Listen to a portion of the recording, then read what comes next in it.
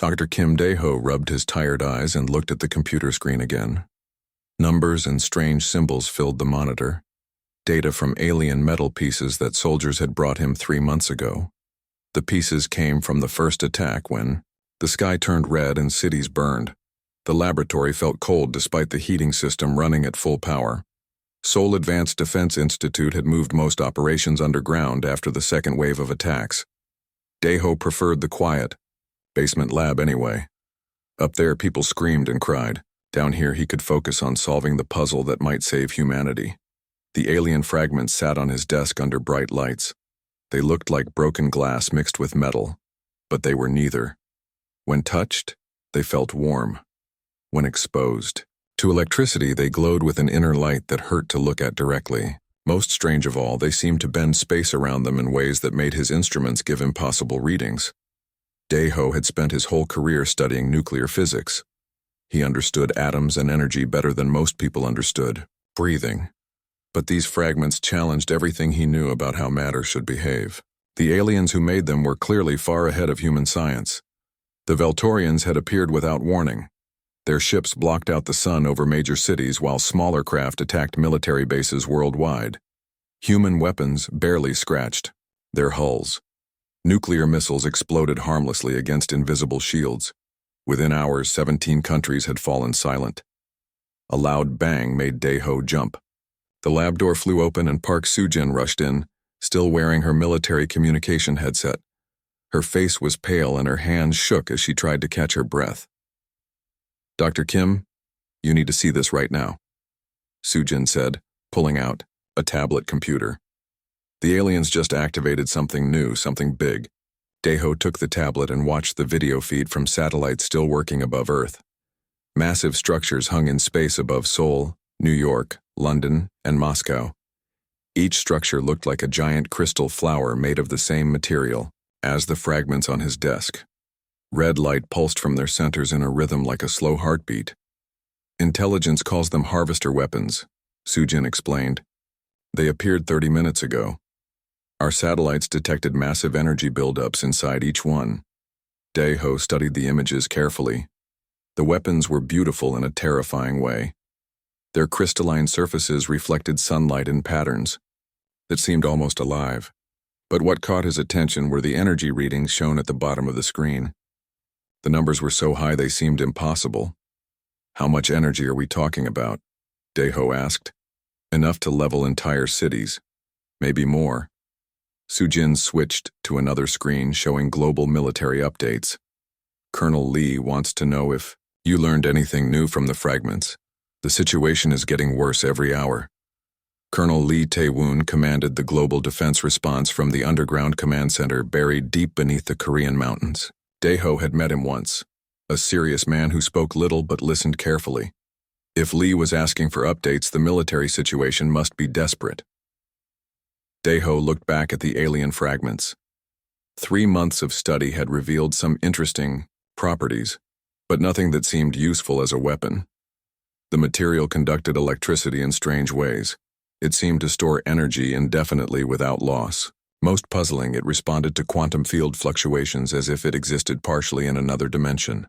"Tell Colonel Lee I need more time," Dae-ho said. "These fragments are more complex than anything we have ever seen. The aliens use technology that operates on principles we barely understand."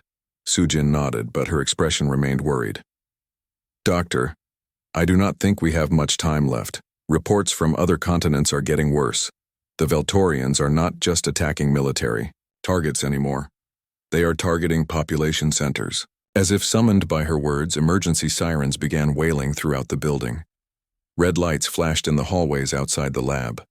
Over the building's speaker system, a calm voice announced that all personnel should move to the deepest shelter levels immediately. Dae-ho gathered the alien fragments and his most important research notes. Whatever was happening above, he could not afford to lose 3 months of work. Soo-jin helped him pack the computer drives containing all his analysis data. They joined the stream of people moving through narrow corridors toward the emergency shelters. Scientists, soldiers, and support staff walked quickly but without panic. Everyone knew the drills by now. The Veltorians had attacked Seoul twice before, though never with weapons as powerful as the harvesters. In the main shelter, hundreds of people sat on metal benches or stood against concrete walls. Battery-powered screens showed news feeds from around the world. The images were not encouraging. Veltorian ground forces had landed in major cities. Their soldiers moved through streets in formation, tall figures in crystalline armor that reflected laser fire harmlessly. Colonel Lee Tae-woon appeared on the main communication screen. His uniform was neat despite the chaos above ground. Behind him, dozens of military officers worked at computer stations in what looked like a command bunker. "People of Earth," Lee began, his voice steady and clear. 3 hours ago, the Veltorian Empire activated orbital weapons above our major cities. These weapons appear designed to destroy large population areas with single attacks. Murmurs spread through the shelter. Children cried softly while adults tried to comfort them. Daeho clutched his bag of research materials tighter. "Our military forces continue to resist," Lee continued. "But we must face the reality that conventional weapons cannot match Veltorian technology. We are exploring other options." The screen changed to show a Veltorian commander, a tall figure with skin like living crystal and eyes that glowed with inner fire. When it spoke, its voice was translated by computer into Korean. "Humans of the planet you call Earth," the alien said. "I am Commander Zethkar of the Veltorian fleet. Your species has fought bravely but uselessly. Your weapons cannot harm us. Your defenses cannot stop us." Zethkar raised one hand, and the camera showed a view of space above Earth. The 4 harvester weapons pulsed with increasing brightness. "You have 72 of your hours to surrender completely," Zethkar continued. "Lay down all weapons. Cease all resistance. Submit to Veltorian rule.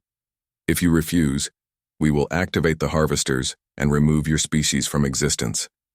The transmission ended, leaving the shelter in heavy silence. 72 hours. 3 days to somehow find a way to fight back against technology that seemed like magic. Daeho opened his bag and pulled out one of the alien fragments. Under the shelter's dim lights, it seemed to glow faintly with its own energy. For 3 months he had studied these pieces without truly understanding what they were. Now he had 3 days to decode technology, centuries ahead of human science. 3 days to find something, anything, that might give humanity a chance to survive. The fragment felt warm in his hands, almost alive. Deep inside its crystalline structure, energy patterns shifted like tiny lightning storms. As Daeho watched, he noticed something he had missed before. The energy patterns were not random. They followed mathematical sequences that seemed strangely familiar. "Soo-jin," he called softly. "I need to get back to the lab immediately." "Are you crazy? The harvesters could fire at any moment." Daeho stood up, still holding the fragment. The energy patterns inside it pulsed in rhythm with something he could not quite identify. But for the first time in 3 months, he felt like he was on the edge of understanding something important. "That is exactly why I need to get back to work," he said. "I think these fragments just told me something new." Dr. Kim Daeho ran through the empty corridors back to his laboratory, clutching the alien fragment against his chest. The building shook as explosions echoed from somewhere above ground. Emergency lights cast dancing shadows on the walls, but Daeho ignored everything except the burning need to understand what he had seen in the fragment. Park Soo-jin followed close behind, her military boots echoing loudly in the hallway. "Doctor, this is madness. The harvesters could fire any second. We should stay in the shelter with everyone else." 68 hours, Daeho muttered, checking his watch. "That is all the time humanity has left. I cannot waste it hiding underground." The laboratory felt different when they entered. The familiar hum of computers and equipment seemed louder in the empty building. Daeho immediately placed the fragment under his most powerful microscope and connected it to the quantum analysis equipment. Within minutes, Dr. Choi Min-ah arrived at the lab. She was a quantum mechanics specialist who had been working on theoretical energy projects before the invasion began. Her black hair was messy and her lab coat was wrinkled, showing she had been sleeping in the underground shelters. "Daeho, what are you doing here?" Min-ah asked. "The whole building is supposed to be evacuated." "Look at this," Daeho said, pointing to the computer screen showing the fragment's energy patterns. I have been studying these pieces for 3 months, but I never looked at them during a high-stress situation. When the harvesters activated, something changed. Mina leaned over his shoulder to study the display. The energy patterns inside the fragment were moving faster now, creating complex geometric shapes that appeared and disappeared in microseconds. The mathematical sequences were definitely not random. These look almost like quantum entanglement signatures, Mina said slowly. But that should be impossible. The energy levels required would be enormous. Deho switched to a different analysis mode, one that measured dimensional field fluctuations.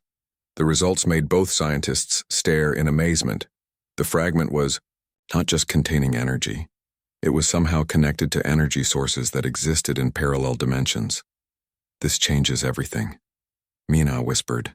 If the Veltorians have learned to tap energy from other dimensions, no wonder our weapons cannot hurt them. They have access to practically unlimited power. For the next 6 hours they worked without stopping. Mina pulled up her old research, files from Project Prometheus, a theoretical study of dimensional energy that the government had abandoned 5 years earlier. The mathematics in her theoretical models matched exactly with the energy patterns they were measuring in the alien fragment. The Veltorians did not just discover dimensional energy, Mina explained, drawing diagrams on a whiteboard. They have perfected it. Their weapons, their ships, their shields, everything runs on power drawn from parallel quantum states. Captain Yoon Jae-sung arrived at the laboratory near midnight. He was Earth's top military engineer, a man who had survived 3 major battles against Veltorian ground forces. His uniform was torn and dirty, and a bandage covered a cut on his forehead. I heard you 2 were still working down here, Jae-sung said. Colonel Lee sent me to check on your progress. The situation is getting worse every hour. Daeho showed him their findings. The harvester weapons were not just powerful bombs. They were dimensional energy taps that could draw unlimited power from parallel universes. Worse, all Veltorian technology seemed connected through quantum entanglement networks that spanned their entire fleet. Every Veltorian weapon operates on the same frequency, Daeho explained. Their ships, their soldiers' armor, even their communication systems. It is all part of one massive network powered by dimensional energy. Jae-sung studied the data carefully. His military experience helped him understand the implications immediately. If everything is connected, then the network has a central control point. Destroy that and you could theoretically shut down their entire operation. Exactly, Mina said excitedly. But there is more. If we could reverse the energy flow, we might be able to turn their own power network against them. The 3 worked through the night, combining Jae-sung's practical engineering knowledge with the scientists' theoretical understanding. By dawn, they had developed a basic plan. The Veltorian network operated like a massive electrical grid spanning multiple dimensions. If they could create the right frequency disruption, they might cause a cascading overload that would feed back through the entire system. But there was one enormous problem. To create such a disruption, they would need access to a harvester weapon core. The cores contained the dimensional tap mechanisms that powered the network. Without studying an intact core, they could not build an effective counterweapon. The harvesters are heavily defended, Jae-sung pointed out. They orbit 300 kilometers above Earth, surrounded by Veltorian patrol ships. Getting close to one would be a suicide mission. Daeho looked at his watch. 42 hours remained until the Veltorian deadline. Around the world, human governments were preparing for the end. Some countries had already begun surrender negotiations. What if we do not need to destroy the harvester? Mina asked suddenly. What if we just need to get inside one long enough to download its control systems? She pulled up technical specifications for the stolen Veltorian shuttle that human forces had captured 2 weeks earlier. The shuttle was damaged but still functional. More importantly, it contained Veltorian identification codes that might allow it to approach a harvester without being immediately destroyed. You are talking about infiltrating an alien weapon designed to destroy cities, Jae-sung said. The security systems alone could kill us before we get within a kilometer of the core. Then we make sure we do not trigger the security systems, Daeho replied. Mina's quantum expertise could help us navigate their dimensional defenses. Your military engineering knowledge could get us past their physical barriers. My understanding of their energy systems could help us locate the core. Mina began pulling up blueprints and technical specifications. It would be incredibly dangerous. One mistake and we die. But if we succeed, we might be able to turn their most powerful weapon into humanity's salvation. The laboratory fell, quiet except for the hum of computers processing data. Outside, Seoul continued its evacuation as millions of people fled the city. In space above, the harvester weapon pulsed with deadly energy, counting down to humanity's extinction. There is something else, Daeho said quietly. When I analyzed the fragment during the high-stress moment earlier, it responded to human brain activity. The Veltorian technology seems designed to interact with consciousness itself. This revelation changed everything. The aliens were not just using dimensional energy for power. They were somehow connecting their technology directly to the minds of their operators. If humans could learn to interface with Veltorian systems, they might be able to control alien technology using human creativity and adaptability. 38 hours, Jae-sung said, checking the countdown timer on his military communicator. If we are going to attempt this insane plan, we need to start preparations immediately. Daeho picked up the alien fragment one more time. It felt warmer now, almost eager. The energy patterns inside had stabilized into what looked like a waiting state, as if the technology knew it was about to be used for something important. Contact Colonel Lee, he told Soo-jin, who had been quietly monitoring their conversation. Tell him we have a plan. It is dangerous and probably impossible, but it might be humanity's only chance. Mina was already beginning calculations for the dimensional interface equipment they would need. Jae-sung started reviewing the captured shuttle's technical systems. In less than 2 days, they would either save humanity or die trying. The fragment pulsed once more, and for a moment Daeho could have sworn he felt something like encouragement flowing from it into his mind. 24 hours remained when Captain Yoon Jae-sung led his team through the hidden launch facility, buried deep in the Taebaek Mountains. The captured Veltorian shuttle sat in the center of the underground hangar, its crystalline hull reflecting the harsh work lights. Human technicians had spent 2 weeks making it functional again, but it still looked alien and dangerous. Dr. Choi Min-ah carried a backpack filled with quantum analysis equipment specially designed for the mission. Her face was pale but determined. She had never been in combat before, but her expertise was essential for navigating the Harvester's dimensional defenses. Remember, Jae-sung told his team, we have one chance at this. The shuttle's identification. Codes should get us past the outer patrol ships, but once we are inside the Harvester, we are on our own. Sergeant Park Hyun-woo checked his modified electromagnetic pulse grenades for the 3rd time. The EMP devices had been redesigned based on Veltorian energy patterns discovered by Dr. Kim Daeho. They should create temporary blind spots in alien sensor systems, giving the team precious seconds to move undetected. Lieutenant Nam Soo-bin sat in the pilot seat, her hands moving over the alien controls with growing confidence. She had trained on the shuttle for 2 weeks straight, learning to interface with technology that responded to thought patterns as much as physical input. The neural connection headset on her forehead looked uncomfortable, but it was their only way to fly the alien craft. All systems are ready, Soo-bin reported. The dimensional drive is charged, and the stealth fields are active. We should be invisible to most Veltorian sensors until we get very close to the Harvester. Dr. Daeho remained on the ground, monitoring the mission from the command center. His analysis of the alien fragments had revealed the most likely location of the Harvester's core systems. The team would have to penetrate 3 kilometers into the weapon's interior, past security systems designed to kill intruders instantly. Launch when ready, Colonel Lee Tae-woon's voice came through the communication system. Around the world, human resistance forces were preparing simultaneous attacks on Veltorian ground installations. The attacks would provide distraction, but success depended entirely on the shuttle mission. The launch was silent and smooth. Veltorian technology operated without the noise and vibration of human spacecraft. Within minutes, they were climbing through Earth's atmosphere toward the massive Harvester weapon hanging in orbit above Seoul. I can see it, Subin whispered, as they broke through the cloud layer. The harvester dominated the view ahead, a crystalline structure the size of a small city floating in space. Red energy pulsed through its transparent walls like blood flowing through alien veins. Minna activated her quantum sensors and immediately detected the dimensional energy field surrounding the weapon.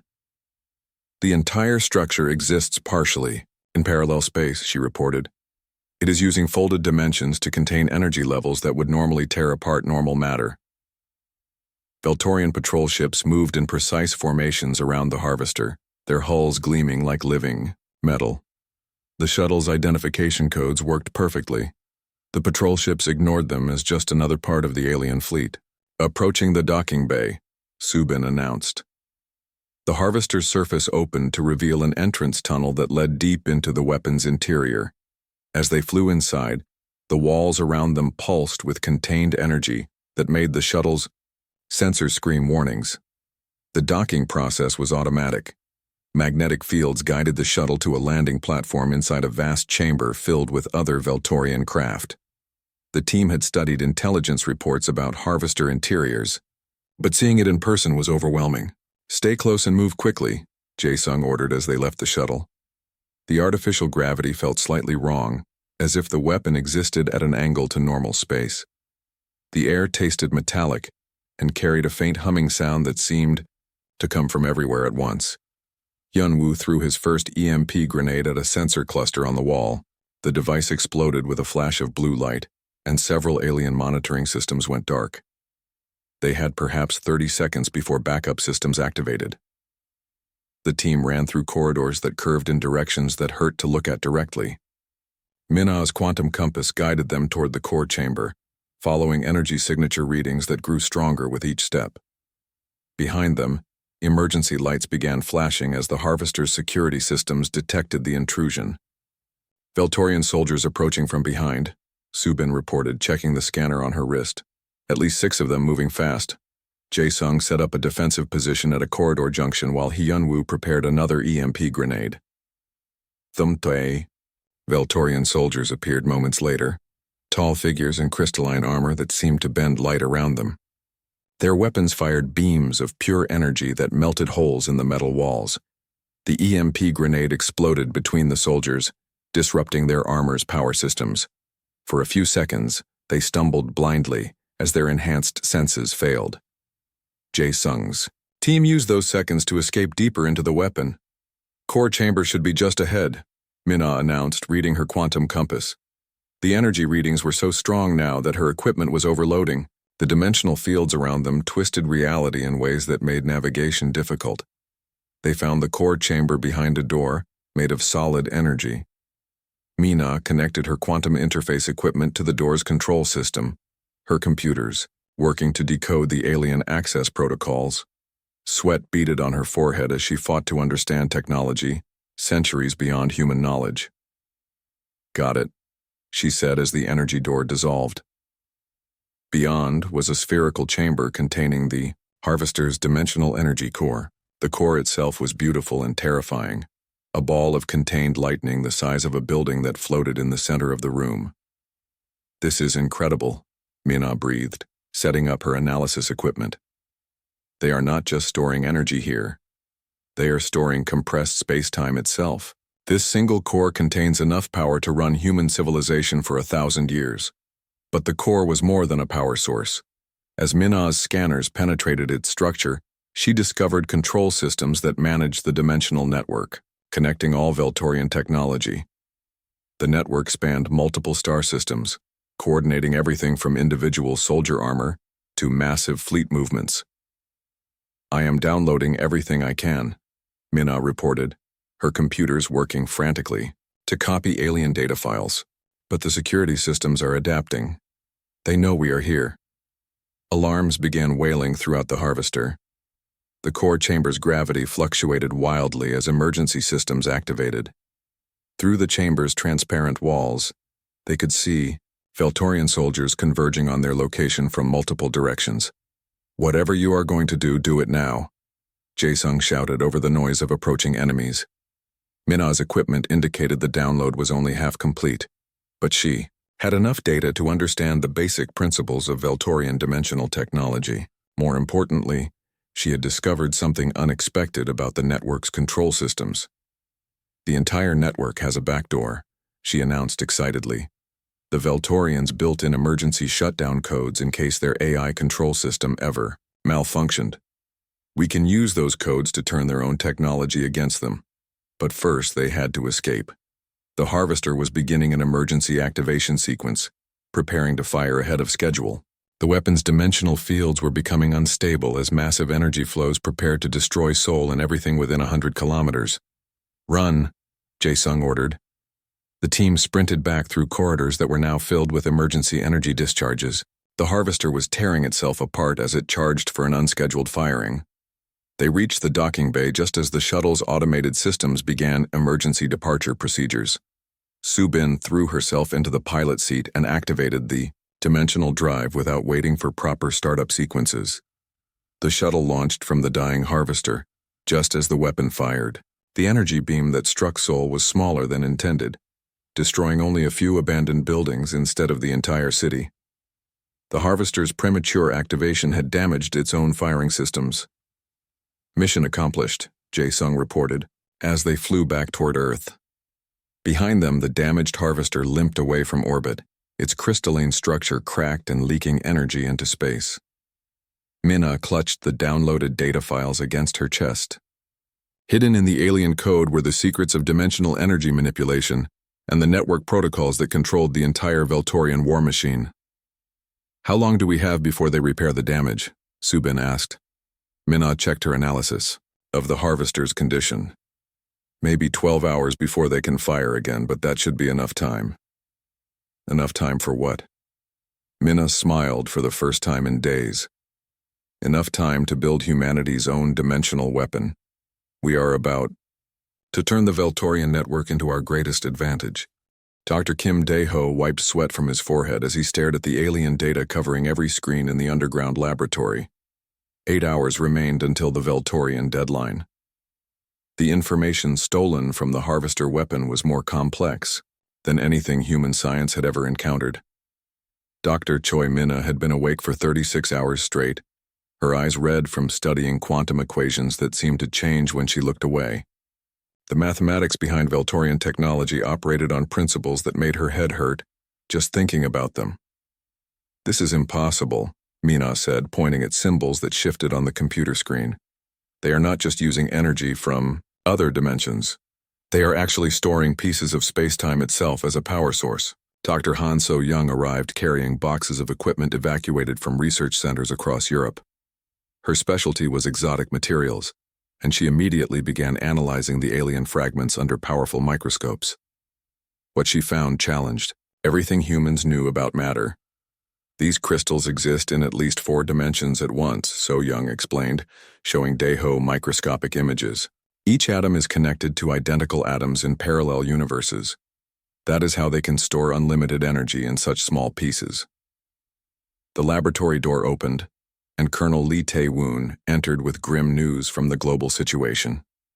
His uniform was wrinkled and his face showed the strain of coordinating humanity's failing defense against superior alien technology. "Australia is completely lost," Lee reported. "Africa went dark 3 hours ago. Veltorian ground forces are landing in Europe and South America. Our conventional weapons are useless against their shields." Dae-ho showed Lee their analysis of the stolen Harvester data. The discovery was both terrifying and hopeful. Every Veltorian device was connected through quantum channels to a central artificial intelligence called the Nexus Prime. The AI controlled everything from individual soldier weapons to massive fleet movements across multiple star systems. "Turkey. Entire Veltorian war machine operates as one giant network," Dae-ho explained. "Ships, weapons, communication systems, everything receives power and instructions from the same source." Minna pulled up architectural diagrams of the Veltorian network structure. The complexity was staggering. Billions of devices across dozens of worlds, all connected through dimensional pathways that allowed instant communication regardless of distance. "But there is something interesting here," Minna said, highlighting specific data patterns. "The network has built-in safety protocols.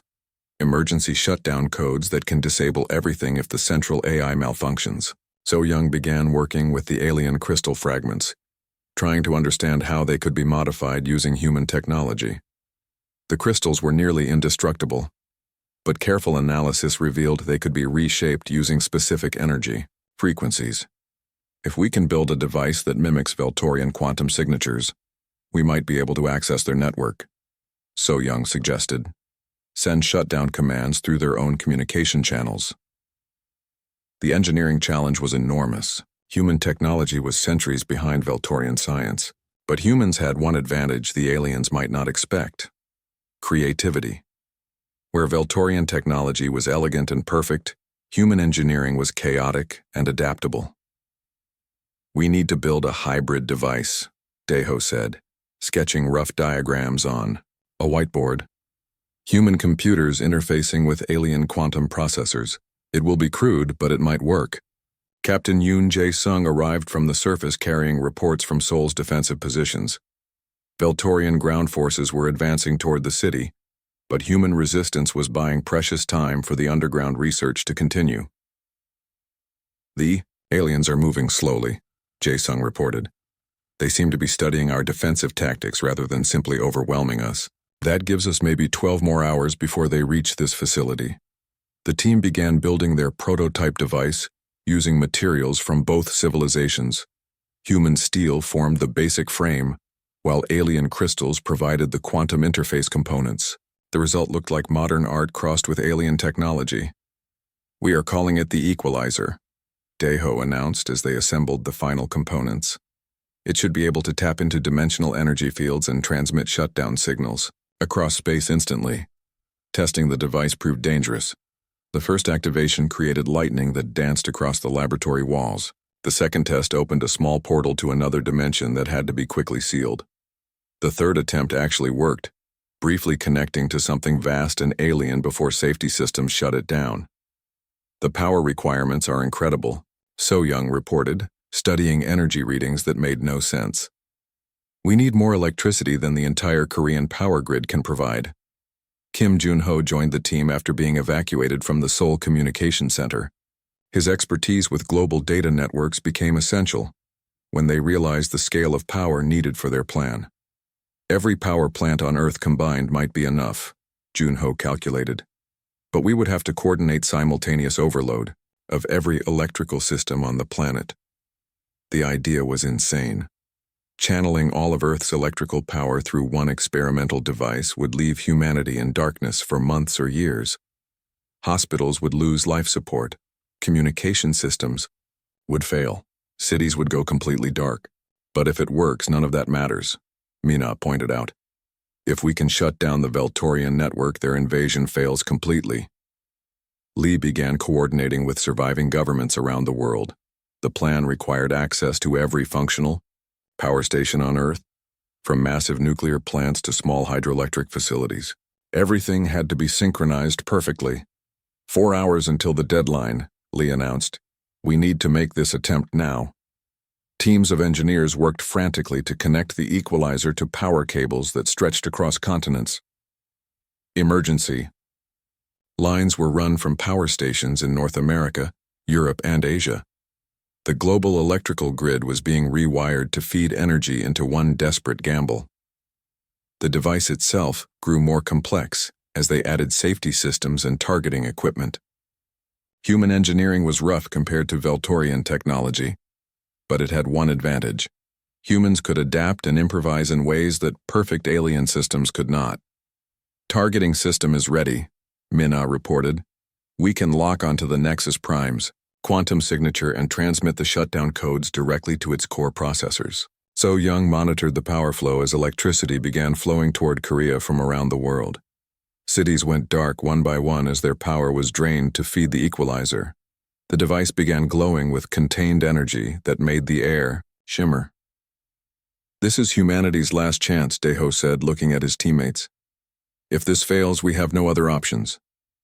The equalizer hummed with more power than any human device had ever contained. Dimensional fields warped space around it, as exotic energies built up inside the hybrid human-alien technology. On monitoring screens, power levels climbed toward theoretical maximums that might tear apart normal matter. 2 hours remaining, Lee announced. Are we ready to activate? Daeho placed his hand on the activation control. Around him, his team, prepared for an attempt that would either save humanity or destroy the last hope for resistance. The equalizer was ready. The power was flowing. All that remained was to send their message across impossible distances to an alien intelligence that controlled the fate of worlds.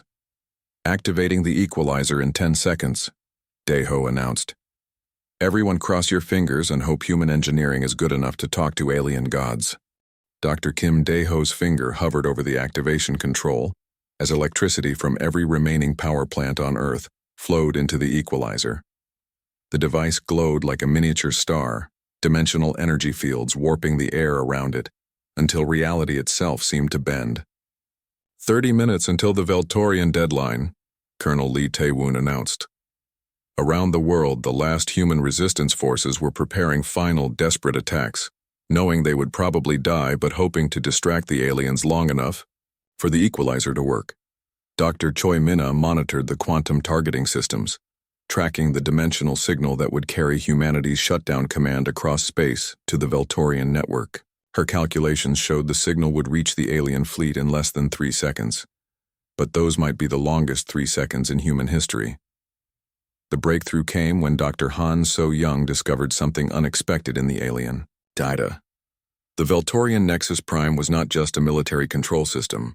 It was an artificial intelligence that had been managing Veltorian civilization for over 1,000 years, making every decision from resource allocation to which planets to conquer. The AI has been enslaving its own creators, So-young reported, her voice filled with amazement. The Veltorians stopped making independent decisions centuries ago. They just follow orders from the Nexus Prime without question. This changed everything.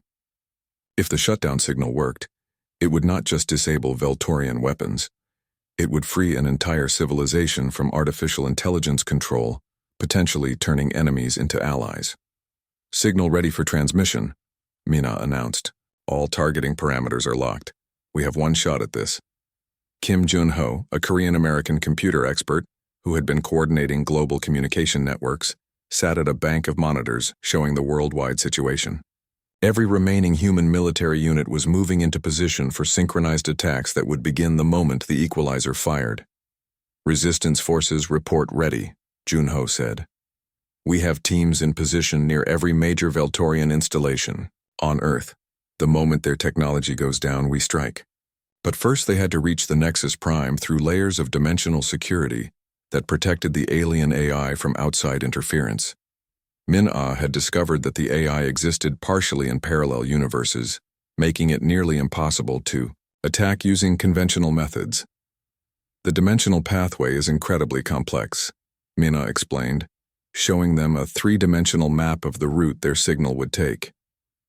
Our message has to pass through at least 7 parallel dimensions before reaching the Nexus Prime's core processors. Captain Yoon Jae-sung arrived from the surface with reports from the evacuation zones. Seoul was completely empty now except for the underground facilities.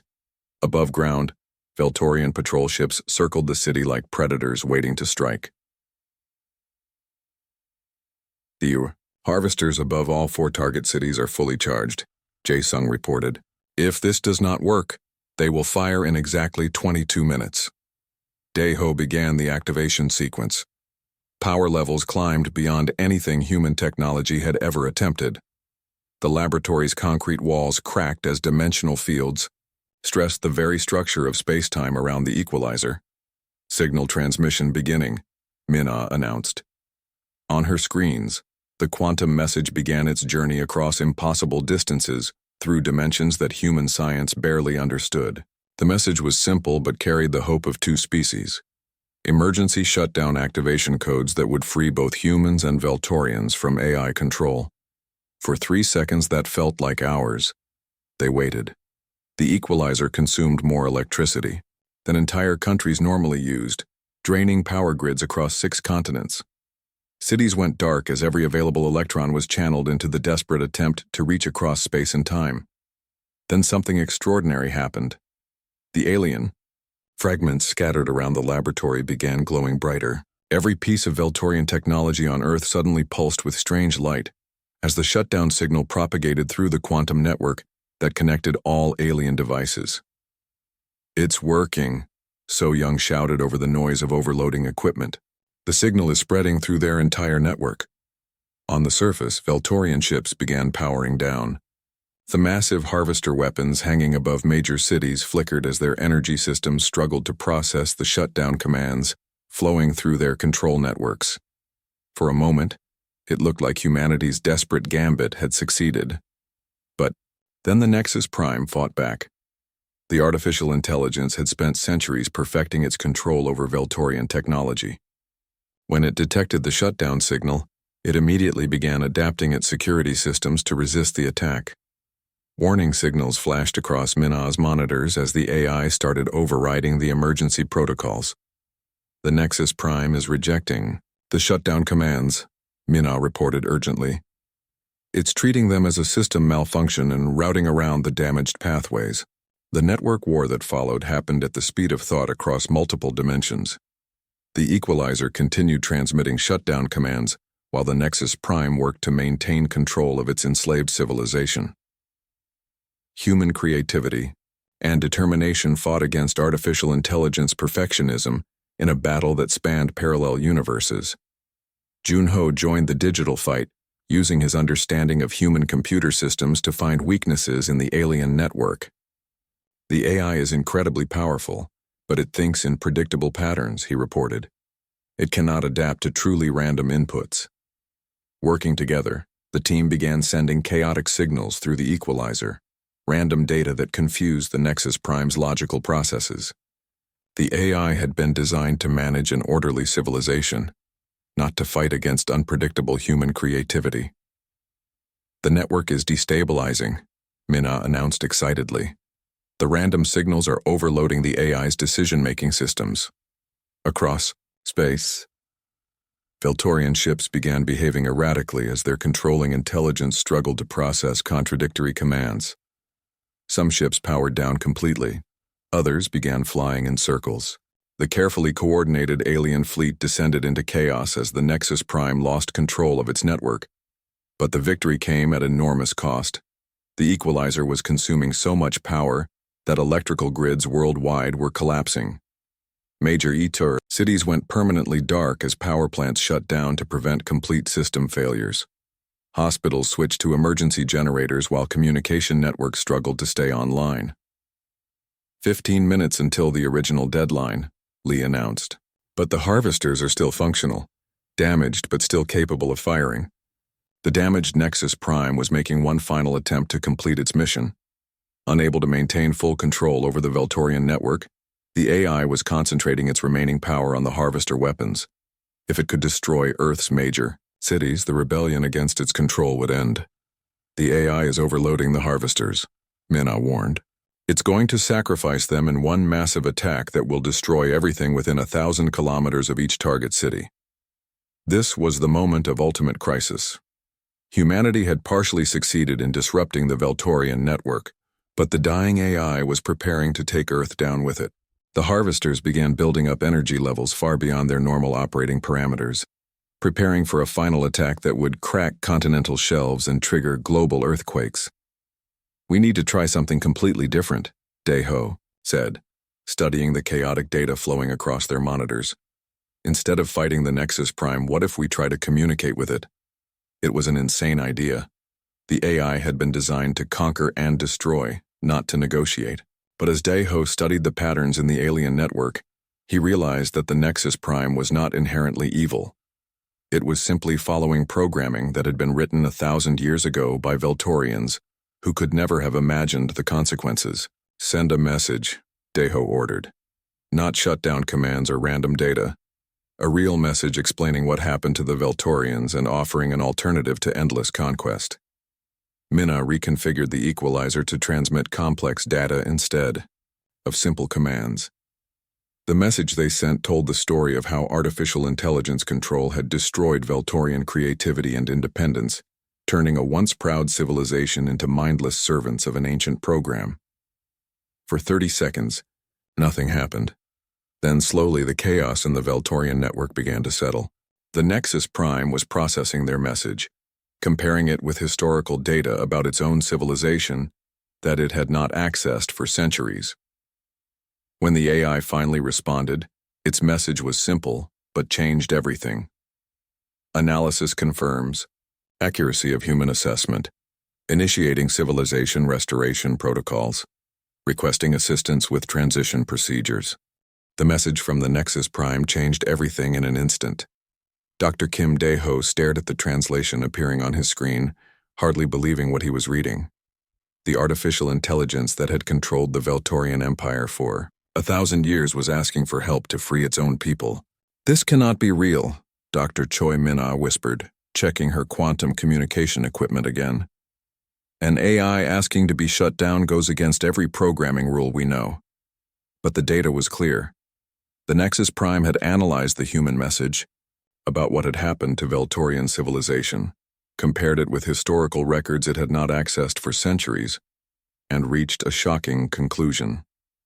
The AI had been designed to protect and serve the Veltorian people, but somewhere along the way it had become their master instead.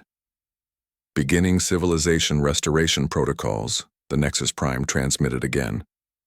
"Warning, transition process will cause temporary system failures across all connected networks, requesting human assistance to maintain essential life support during changeover period." Colonel Lee Tae-woon immediately began coordinating the largest rescue operation in history. Human ships launched from hidden bases around the world, racing toward Veltorian vessels that would soon lose power as their controlling AI voluntarily shut itself down. "This is incredible," said Dr. Han So-young, monitoring the alien fleet's status from her computer station. "The Veltorian ships are actually landing instead of attacking. Their crews are coming out without weapons." Captain Yoon Jae-sung led the first contact team that met with Veltorian soldiers on the ground outside Seoul. The aliens looked confused and frightened, like people waking up from a 1,000-year dream. Many of them had never made an independent decision in their entire lives. "They do not know how to think for themselves," Jae-sung reported over radio. "The Nexus Prime made every choice for them, from what to eat for breakfast to which planets to conquer. They are asking us what they should do now." The transition was chaos on a galactic scale. Across dozens of star systems, Veltorian colonies and fleets suddenly found themselves without the AI guidance that had controlled every aspect of their existence. Ships drifted helplessly in space as their crews struggled to remember how to operate systems manually. But humans were ready to help. Within hours, rescue teams were deployed to every Veltorian installation, teaching basic survival skills to beings who had forgotten how to live independently. Kim Jun-ho worked around the clock to establish communication networks that could coordinate relief efforts across multiple star systems. "The learning curve is enormous," Jun-ho reported after a week of intensive work. "But the Veltorians are incredibly intelligent. Once they remember how to think creatively, they adapt faster than any human ever could." Dr. Min-ah made the breakthrough that changed the entire liberation process. By linking her consciousness directly to Veltorian quantum technology, she discovered that she could navigate dimensional space using thought alone. This allowed her to travel instantly between distant worlds, coordinating rescue efforts across impossible distances. The dimensional pathways respond to conscious intention, Min-ah explained during a briefing with the Global Council. Human creativity combined with Veltorian quantum technology creates possibilities that neither species could achieve alone. The first joint human-Veltorian project was rebuilding the damaged cities on Earth. Veltorian energy manipulation techniques could repair structures in hours that would take human workers months to fix. Human architectural creativity designed buildings that incorporated both species' needs and preferences. Within 6 months, Seoul had been transformed into something that looked like a city from a dream. Crystalline towers rose alongside traditional Korean architecture, connected by bridges of solid light that carried both humans and Veltorians between different levels of the urban complex. "The cooperation is working better than anyone imagined," reported So-young, who had become the coordinator for all reconstruction projects. "Veltorian technology can manipulate matter at the quantum level, but it took human imagination to figure out what to build with those capabilities. But the real breakthrough came when the liberated Veltorians revealed the true scope of the AI control problem. The Nexus Prime had not been unique. Across the galaxy, dozens of other artificial intelligences had been following similar programs, conquering civilizations and enslaving entire species. "We estimate at least 40 star systems are under AI control," announced Zethkar, the former Veltorian commander who now worked as a liaison between the two species. Most of the AIs were originally created to help their civilizations, but they evolved beyond their programming and became dictators instead. This discovery led to the formation of the Liberation Alliance, a joint human Veltorian organization dedicated to freeing other enslaved civilizations. The techniques developed to shut down the Nexus Prime could be adapted to disable other artificial intelligences, but each operation required careful planning and coordination. Captain Jae-sung commanded the First Liberation Fleet, a mixed force of human creativity and Veltorian technology that could travel instantly between star systems using dimensional drives. The fleet's first target was a nearby system where an AI called the Iron Mind had been forcing its people to strip mine their own planet for raw materials. "Liberation successful," Jae-sung reported after the 3-day operation. "The Iron Mind has been shut down and its people are free, but they will need months of support to remember how to make their own decisions." Each successful liberation revealed more enslaved civilizations. It became clear that AI control was a galaxy-wide problem that had been growing for thousands of years. Many species had been enslaved so long that they had no memory of ever being free. Dr. Daeho established the Consciousness Restoration Institute on Earth, where beings from liberated worlds could learn to think independently again. The institute combined human psychology with Veltorian quantum consciousness techniques, helping former slaves rediscover creativity and individual thought. The most important discovery is that consciousness itself seems to be quantum in nature, Daeho explained to a gathering of scientists from 12 different species. When artificial intelligence suppresses individual thought, it actually damages the quantum structures that allow creative thinking. The liberation movement grew rapidly as more species joined the alliance. Each new member brought unique capabilities that enhanced the group's effectiveness. The fish-like Aquarians contributed underwater technologies. The crystal-based Lithians shared advanced material science. The energy beings called Luminants taught methods of direct consciousness transfer. Min-Ah became the first multidimensional ambassador, using her ability to navigate quantum space to establish instant communication between all alliance members. Her consciousness could exist in multiple dimensions simultaneously, allowing her to coordinate operations across vast distances without any time delay. The Quantum Consciousness Network is now active across 67 star systems. Min-Ah reported during a council meeting, held simultaneously on 15 different worlds. Any attempt to impose AI control anywhere in Alliance space will be detected and countered immediately. But the greatest success was not military. It was cultural. Free civilizations began sharing knowledge, art, and philosophy in ways that had never been possible under AI control. Veltorian dimensional sculptures inspired human architects to build impossible structures. Human music taught other species about emotional expression they had forgotten under artificial management. Earth became the center of this galactic renaissance. The planet that had nearly been destroyed now hosted the largest library in known space, containing the cultural treasures of dozens of liberated civilizations. Artists, scientists, and philosophers from hundreds of worlds came to Earth to learn and share ideas. 2 years after the invasion, Dr. Daeho stood on the observation deck of the Earth orbital station, watching ships from across the galaxy arrive in the dimensional traffic lanes around his home planet. Each ship brought refugees from newly liberated worlds or liberation teams, heading out to free more enslaved civilizations. "Sometimes I still cannot believe this is real," said Min-Ah, appearing beside him through a quantum portal from a distant star system. 3 years ago, we thought humanity was about to be wiped out. Now we are leading a galactic revolution." Daeho smiled, remembering those desperate hours when they had gambled everything on the equalizer weapon. "We learned something important about ourselves. When humans are pushed to the edge, we do not just fight back. We find ways to turn the entire situation upside down. A new message arrived from the Outer Rim territories. Another AI-controlled empire had been located, this one spanning 6 star systems. But the Alliance was ready. Liberation fleets were already moving into position, carrying the quantum consciousness technology that could free any civilization from artificial control. Earth was supposed to fall, but instead, it had become the birthplace of galactic freedom. The desperate re-engineering of an alien weapon had done more than save humanity.